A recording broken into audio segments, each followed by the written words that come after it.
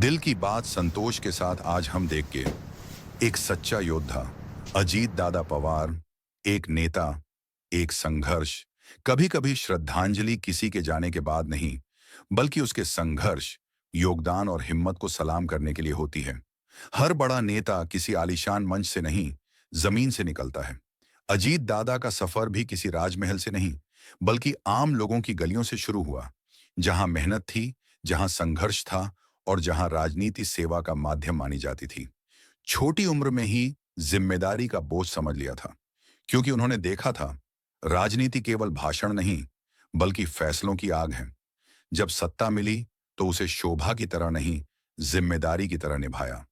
मंत्री का पद हो या उप मुख्यमंत्री की कुर्सी, अजीत दादा के लिए हर कुर्सी से ज्यादा अहम था महाराष्ट्र का भविष्य।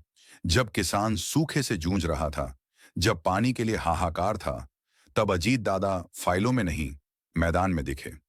निर्णय कड़े थे, आवाज सख्त थी, लेकिन नियत में राज्य का हित था। विवाद, विरोध और सच, जिसने फैसले लिए उसे विरोध भी झेलना पड़ा। आरोप लगे, उंगलियां उठी, राजनीति में तूफान आए, लेकिन अजीत दादा कभी भागे नहीं, क्योंकि जो नेता जिम्मेदारी लेता है वो सवालों से नहीं डरता। गलतियां इंसान से होती हैं, लेकिन उनसे भागना कायरता होती है। और अजीत दादा ने कभी कायरता नहीं दिखाई। लोग कहते हैं अजीत दादा सख्त हैं, शायद सही है, लेकिन वही सख्ती राज्य को चलाने में जरूरी भी होती है। जो किसान की आंखों में आंसू देखे, जो अधिकारियों से जवाब मांगे, जो सिस्टम को हिलाने की ताकत रखे, वो नरम नहीं हो सकता।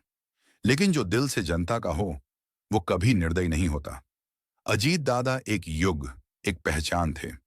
राजनीति में रास्ते बदलते हैं, साथी बदलते हैं,